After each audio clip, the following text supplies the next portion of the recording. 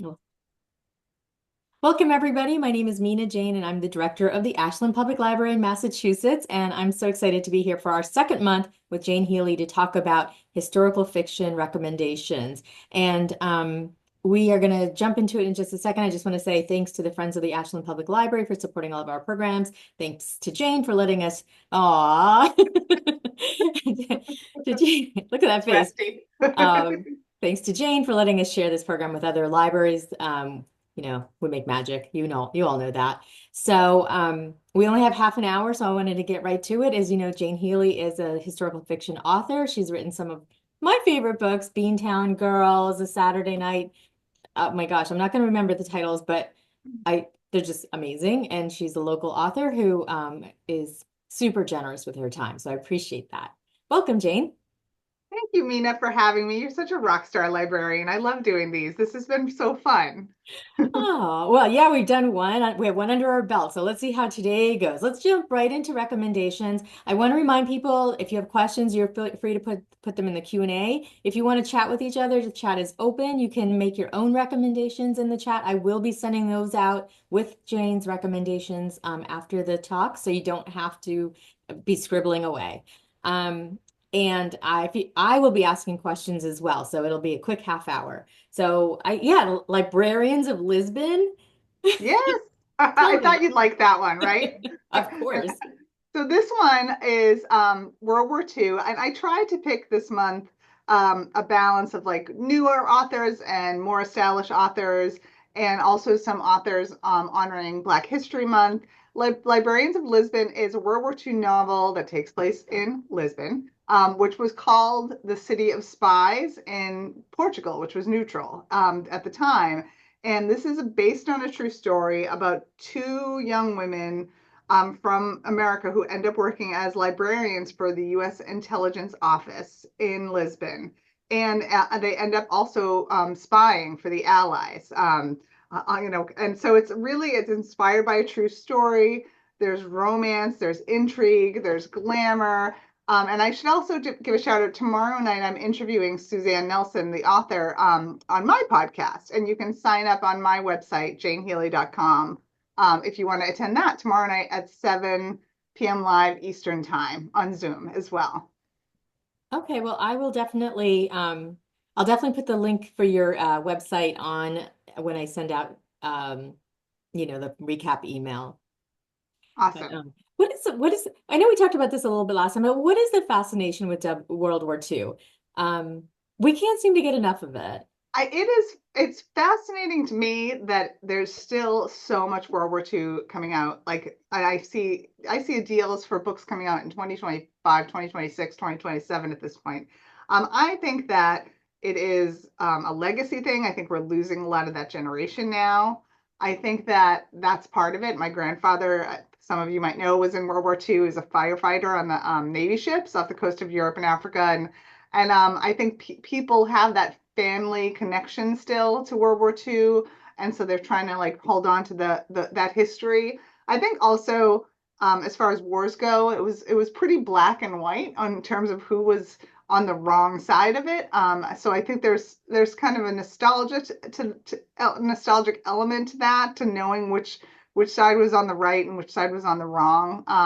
But yeah, there's still, and this is another story, the Librarians of Lisbon, of lesser known women during World War II, that were doing kind of extraordinary things. So yeah, I mean, there's still, like you said, like we talked about last month, there's still some books coming out all the time. Mhm.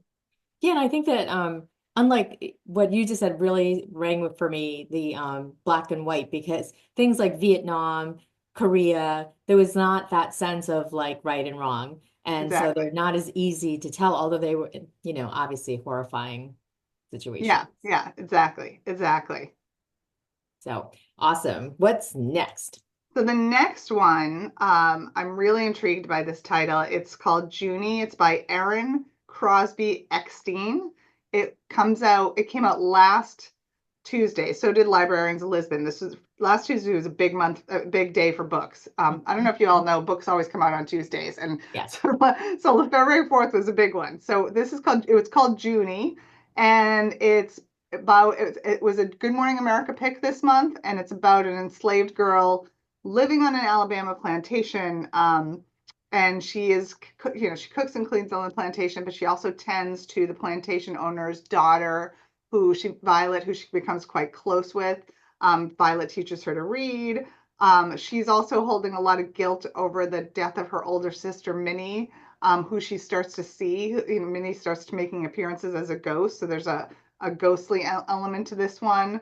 And it just seems incredibly intriguing. It's been called a haunting tale about power, family, and the difficult choices we sometimes have to make for or in spite of the people we love. So that's Junie, and that came out just a week ago. Yeah, I'm just looking at the cover. I'm going to share with everybody because it's just stunning. And It's for it's a like you said, a beautiful. GMA pick and it's beautiful. Just absolutely beautiful. So, you know, how did you hear about this book? I do the again you know this I do the historical happy hour podcast every I'm trying to do every other week or so, and I get a lot of pitches from publishing houses now, and I get a lot of advanced reader copies, which is awesome. And I saw this one came across my desk recently, and I was like, oh, this one we definitely have to talk about tonight because it's Black History Month, and it's getting all of the buzz and reviews. Obviously, it's a GMA pick. So yeah, so that's how I heard about this one. Okay. All right. Yeah, because this is really great for us who are here, but like we want to know too, like where can we also find other recommendations? And we're getting Yeah. some really good ones in the chat. There's one about Margaret Fuller. We actually have a Oh, program about that book coming up. I'll send a link about that. And Effie says, thanks for your last recommendation for Fiona Davis. The Stolen Queen was so good. mm-hmm.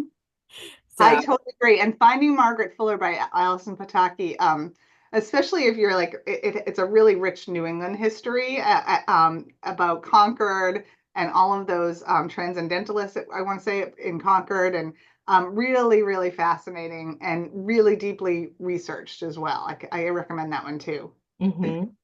Yeah, it all sounds fascinating. I mean, and especially because this year is the 250th anniversary of Lexington Concord. Yes, And so there's going to be so many celebrations of what's happening there. So that's a perfect book. So, definitely. okay, I don't want to keep you from your next one. Oh yeah, so the next one, she's also coming on the Historical Happy Hour podcast, and it's her debut. So I'm always excited to highlight debut authors. Her name is Shara Moon, and the book is called Let Us March On. And again, I love when you learn about these lesser known women in history, right? So this is about a woman named Lizzie McDuffie. She was a child of slaves who became sharecroppers. She was Franklin and Eleanor Roosevelt's personal maid, and her husband was Roosevelt's FDR's valet. And she became very close with the Roosevelts. She actually called herself, she proclaimed herself to FDR. She was so close with him that she told him that she was going to be his secretary on colored people's affairs. And so she advocated for the needs and rights of African Americans, and helped really spearhead civil rights at the time because she had Roosevelt's ear. And I mean, this is one of these stories that I'm like, can't believe I've never heard of this woman before. And I love stories like that. So Let Us March On by Shara Moon. And that came out last Tuesday as well. So you said that was a debut author. How do Yeah. you find debut authors? Is it the same way that people send you books? Because I'm always looking for debuts, and they don't list things like that. They list if it's the genre and the subgenre, but they don't necessarily list if it's a debut author. Yeah, this one my publicist found, and we were looking for, again, looking to honor Black History Month and have some authors on to honor that. And I was like, oh, this one sounds perfect, So yeah, that's how I found out about her. Yeah, Okay. Yeah, I need to have your resources. yeah, Because I also want to highlight not just diverse authors, but those debut ones so that they get because like everybody hears about James Patterson, but we want to hear yes. about people coming up, right? Yeah, yeah, it's really hard to not, I think more than ever, it's hard to rise above the noise in publishing, particularly if you're a brand new author. So So it's always nice to like lift up new authors in that way. Yeah, I know you feel the same. I will mention too, Historical Novel Society, their website has a they have new all the new fiction releases by month listed on Oh, their website for the entire year. And it's pretty comprehensive, I have to say. Yeah. historical novel what? Society. Historical Novel Society. They do a lot of reviews and they have a big conference every other year in the UK or here, and they list all the new releases coming out month by month. So sometimes I've found ones that sound intriguing that I hadn't heard about. So yeah, that's a good site too. Okay, good to know. And I also, one of the things I want to point out before we get to the next book is that you're so good at finding the hidden stories. You write about the hidden stories, but you're also finding them within like the Black community, the women, like I just love that because that is what gives, I think, history of the bigger picture, like the more, Yeah. thorough picture of what actually was happening. Thank you. Yeah, thank you very much. I feel like we're in a really good time in historical fiction where there's like people, authors are uncovering these nuggets, these amazing stories that are lesser known, whether they're about women or marginalized communities. And yeah, I think we're in a good time for in fiction for that. It's wonderful. I love it. Yeah, me too. All right, what's up next? This one looks so good. Yeah, so this one, The Sable Cloak by Gail Melissa Grant. This is the last book I'm going to mention that came out last week. Again, beautiful cover. There's some really Mhm. different, unique covers. And so I thought this one was really interesting. First of all, the author is a writer. She's written primarily nonfiction before. This is her first foray into fiction. She's also like a diplomat and she's been a civil rights scholar all over the world, like at all different universities. Her name is Gail Melissa Grant, and like really interesting background. And so this is based on some of her family history, and it's set in the Midwest in the 1940s. And it says, to describe it, it's a rarely seen portrait of upper middle class African American family in the pre-civil rights era.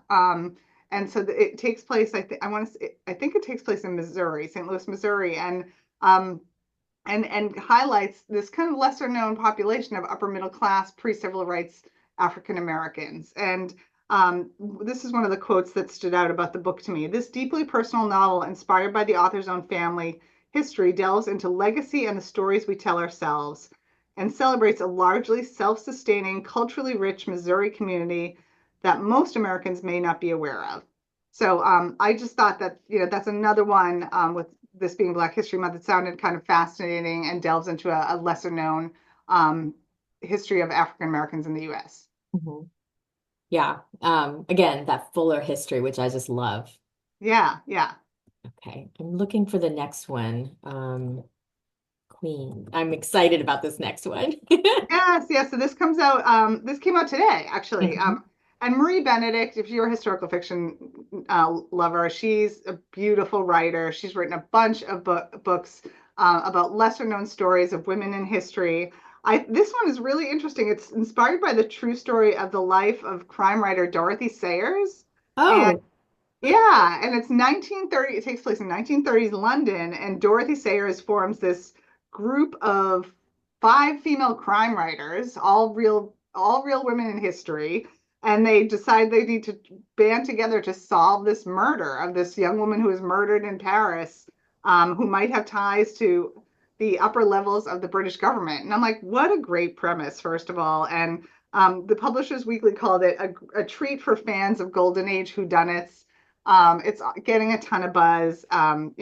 Marie's books always soar, but there's a reason for that. She's a great writer, and she seems to find these great, stories in history that are lesser known and really fascinating. And this one mhm, highlights female friendships and women writers in history. So I think it's going to be a really big book club pick. mhm. Absolutely. And she's so popular. We were not able to keep the librarian off on the shelf at all for a long Oh, the time. personal librarian. Personal Yeah, librarian, yeah, yeah. Obviously, yeah. I'm not having a great time with titles today, but That's okay. she's just so popular. And but I think you're right. Like the way that she writes is so it just pulls you in, like Yes, the research she does, but also the storytelling is yes. just, you know, I I haven't read a lot, so she's just amazing. Yeah, and her writing, really great characters, and her writing feels really accessible to me. I think it's just very, yeah, very smooth, which I Hmm. love. Hmm. Yeah. Yeah, she doesn't use big words that can throw Yeah, you yeah. off. Not needed. Yeah. No, no, because the story is so good, you don't have to worry about it. So, anyways, I just want to remind people we had some really great recommendations in the chat. If you have other things you've read in the last month that you've really enjoyed or things that you're looking forward to, please put them in the chat and I'll share them with everybody afterwards as well. So, yeah, I was looking forward to you talking about that one because I can't wait for it. But this next one sounds really interesting too. Emily Yeah. Critchley. So Emily Critchley, I'm interviewing her for like a bonus podcast because she's from the UK. She's a UK writer, and this is I love a good boarding school mystery. And this is called a great cover too, The Undoing of Violet Claiborne. It comes out March 4th. It starts in 1938, and it's about this girl, Gillian Larking. She's a lonely student at this British boarding school who is befriended by her outgoing, vibrant roommate, Violet Claiborne, who comes from this um, enigmatic Claiborne family hall, and their house is called Thorley, and she's invited there. But then there's all sorts of like it's like a definitely like dark, weird, twisted Gothic mystery element to it. Lots of and so I'm excited to read it. I'm excited to talk about it with her. I like this quote about it. From the moment I picked up The Undoing of Violet Claiborne and sank into its deliciously horrible atmosphere of decadent dread, I love that. I couldn't put it down. Dark, chilling, and tightly plotted. This is the perfect read for a winter's night. So I'm like, yeah, I'm totally sold on that. I'm really excited to read this one. Again, like she's a British author that people might not know about, but she's pretty established over there. So Mhm. Now, yeah, what makes how like publishers put things in like categories, and that is, I know you've got a little bit of a cold, so I appreciate you being here, oh but yeah. they put them in categories. And is that considered historical fiction or is that considered gothic fiction? Or is that, like, is it other categories that it falls into? Yeah, I think that I think this one was kind of crosses over, it like, crosses both because it's 1930s, so like falls into historical fiction, but they're definitely promoting it as this Gothic mystery as well. Mm. My guess is they're probably going to lead with the Gothic mystery part, but it's also historical because it's 1930, starts in 1938. So Hmm. yeah, Great. And I just want to say that Marilyn mentioned Homeseeking by Carissa, which you absolutely loved, right? loved, yeah, love that book. Mhm. Um, but is it historical fiction because there's actual historical fact within it and they write a story around it? Or is it because some of this stuff is just some historical, not- some books about something back in the day are not based on true facts.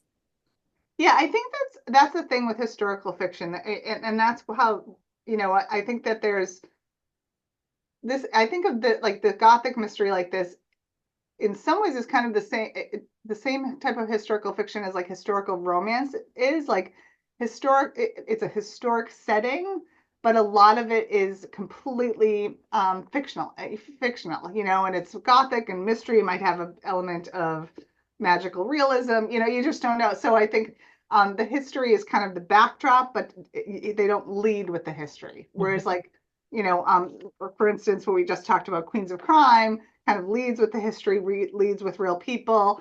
This one, The Undoing Got Violet Claiborne, the history sets the stage, but is Mhm. not kind of front and center as the storyline and the plot. Mhm. And can I ask sort of a more for you question is that why you like writing historical fiction? Because you can really play with it. It doesn't have to be just straight historical fact and then a little story around it. It can be kind of almost any subgenre of fiction. Yeah, I think I'm more in the line of straight historical fiction in that like I ground the story and the narrative and the characters around real historical events and people. But yeah, I mean, I people one of the questions I often get is like, why don't you write nonfiction? And I'm like, well, because I want to like entertain before I hopefully I'll like you'll learn something, right? Hopefully I'll educate, but I want to entertain you first. I want to write a story with a beginning, middle, and end, three-act structure, hopefully some romance and intrigue in there, or the fun parts of fiction. So yeah, I think with historical fiction, it gives you the fiction aspect gives you creative license. Hmm. And I always include in my I always and I notice a lot of authors do this now too, like author's notes in the back about what is fact versus fiction, and if I had to take some liberties, these are the reasons why. Hmm. Hmm. Oh, that maybe is the difference between, just regular fiction and historical fiction is that you do have to have, you do have to sort of tell people where you veered from the actual historical facts. Is that true about? And that is true, and it really varies. Like Good Night from Paris was biographical fiction that was about a real woman in history, so I felt like I really had to stick with her story and her arc and the facts of her life more than like this Women of Arlington Hall, which is coming out in the summer. Is the main character is fictional, so I had more freedom, which was frankly a relief after writing about a real person that was really really tough. And I wanted to write a big Hollywood story this time with romance and all the fun parts and I had to be so strict with Goodnight from Paris, which I'm happy with the way the book came out, but it was super challenging. Hmm. Interesting. I would never think that. I would think that because the facts are right there, it's not as hard to write because the facts are right there. But Yeah, I'm gonna stop asking you questions because I could go on all night, and I know you want to get to a couple more books. yeah, yeah. So this next one I'm really excited about. I hope I get an arc. I'm not sure because she's a pretty huge author. It's called The Paris Express by Emma Donoghue. She was the author of Room, was True. her huge book, Hmm. and then The Wonder, which I feel like she's the type of writer I want to be when I grow up. I was like, her writing is just so beautiful at a line level, and so it's a sweeping historical novel about a infamous 1895 disaster at the Paris Montparnasse train station. And apparently it was captured by some famous photos. And it has a large cast of eclectic characters in the book, from train porters to members of parliament to secretaries that were on the train. And and this is one of the quotes I really like. Sorry if that went out. Okay. Captivating, Emma Donoghue writes in rich, luxuriant detail, yet the story moves at an exhilarating clip. The Paris Express brings big questions about human interconnectedness into an edge of your seat historical thriller that I couldn't put down. So I think this book is going to be huge because she's Emma Donoghue, and also the premise sounds so, so great. Hmm. I have to say that Room totally threw me. I mean, it stayed Oh, in my brain for so long, and I thought any author that can do this, you know, is going oh, to be great. brilliant. And then The Wonder, I don't know if you read that one, which was completely different from Room, but still like had this haunting, and the writing was beautiful. Like, oh, just yeah, she's Yeah. amazing. Yeah. She definitely has a very unique voice, I think. I mean, aside from like the sort of the shockers that she throws around there in her fiction, the voice is just so it's just you just know it's Emma Donoghue. Yes, yes, exactly. Exactly. So I'm excited for that one. Hmm. Really. Okay. I think we're getting to the last one. Yes, one more. But we have plenty of time, so take your time. Okay. So I wanted to put one in here that was a little bit lighter because some of these other ones seemed a little bit on the heavier side. And this one is called American Housewife by Anita Abriel. It comes out April 1st. Mhm. And it's about a fictional beloved 1950s television star. Her name is Maggie Lane, and she was a radio personality and auditions to become a TV star and becomes star of the Maggie Lane cooking show, even though she's never baked a day in her life. And it's all about how, it's about, 1950s, the perfect housewife, the whole like cookie cutter bread and butter American lifestyle, and how she has to kind of hide the fact that her her own personal life is coming apart at the seams, and how she has to balance that between her persona on TV and her real life behind the camera. So it just looks like a really fun spring read. Hmm. It kind of reminds me a little bit about of lessons in chemistry. Yes, that's what I was thinking too. I loved that one. So I'm Mhm. curious to see how this one is. Yeah, it is I love the cover, the sickly pink of of the Yes, 50s kind of yeah. thing. Uh, Who was the author? The author is Anita Abriel. But Gabriel. and it's American Housewife is the name. Okay, so we just have a couple more minutes if anybody has any last minute questions. But I do want to ask Jane, while we have those few minutes before we get, if we have don't get any other questions, is do you think that historical fiction is having a moment? Because this program has been incredibly well received, and people seem so not anxious, but like into getting good recommendations for books, the next book they can read. So are you feeling like this is like it for historical fiction? It's finally found its time? You know, from your lips, like I hope so. Honestly, I'm so thrilled at the attendance and at people's enthusiasm here because I've been a little worried. I have a new book. I've already mentioned it's coming out in July, and I worry about the historical fiction genre. I think this new book is Cold War. My last couple have been World War II. I feel like that subgenre has been crowded. So I worry about historical fiction and its marketability and how if it's still doing well, if it still has an audience, it still has a big audience.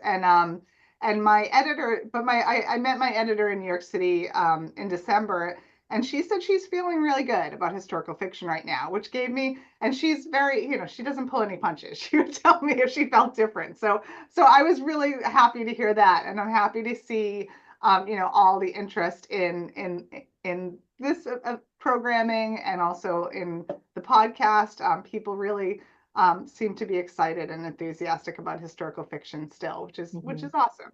Yeah. A couple of people have mentioned The Rose Code by Kate Quinn. Have you read that? Because Yeah, she's great. Kate Quinn is great. Yes. so good. And The Phoenix Crown by Janie Chang and Kate Quinn. I've heard of that. I haven't read it. Yeah, that's takes place around the San Francisco fires. That was a really good book, and um, they co-wrote it together, and the narrative switches back and forth between two characters, one written by Janie and one written by Kate, and it was really cleverly done and highlighted an aspect of history that I didn't know a lot about. It was good, really good. Hmm. And I think all of the books you recommended today were by women. And do you think that that is also something that is having a moment where more women are being recognized in historical fiction? Not the history of them, but like the writers. That's a really good question. I think that women in general tend to read more fiction than men, and I think that's why we have so many um, women fiction writers that write both contemporary fiction and historical fiction. I did have, and I was glad because I was saying it evened out my demographic on the podcast a little bit. Last week I had Robert Degoni. He wrote a new book called Hold Strong with two other guys who were kind of his co-writers slash researchers, Chris Crabtree and Jeff Langholz, and they wrote this again World War II, but it was about the Philippines, the POWs on the forced march of Bataan, um, yeah, I think that there's more historical fiction writers that are women in kind of commercial historical fiction, but there's still some you definitely obviously can fall it some really amazing historical fiction male authors as well. Hmm. Well, I think we've talked about this before, is that it seemed like for the longest time it was only men writing, historical fiction or being the more popular ones or Yeah, best-selling ones. yeah, But that has dramatically changed, just even from your list from this month and last month. It's amazing. yeah. I completely agree. Oh, Ron Balson, he's a friend. He's another one that is a great historical fiction writer. Mark Sullivan, he's another one that I've had on. Yeah, Is but it Nathaniel? It's on the Cape. Nathaniel. oh, Oh my gosh, I'm not going to remember this. I want I to say know Hawthorne my head is like United. fuzzy from the cold. That's okay. If anybody thinks of it, let me know. He's written a lot of like did he write The Perfect Storm? No, I don't know. Anyways, it's nice. It's nice to see like the big mix of not just who's writing. Philbrick, Nathaniel Philbrick. Yes, thank you. Thank you very Oh much. yeah. I appreciate it. Yeah, such a variety because then more stories get told when it's Exactly. perspective. Exactly. Yeah. Well, thank you so much, Jane. This has been fabulous as always. And Oh, thank you. We Sebastian, oh yeah, oh thank you all. You guys are oh amazing. yeah, yeah, It's such a good book. And you can't go wrong with a movie with George Clooney, right? So, yeah. That's right. I will see you next month, Jane. And for everybody that's been here, thank you for your recommendations and your participation. And I will see you all next month Yes, as well. thank you, everybody. Thank you, Mina. We did it. One more down. All right. Happy reading, everybody. Yeah, happy reading. Happy Valentine's Day. Rusty says good night too. Take care.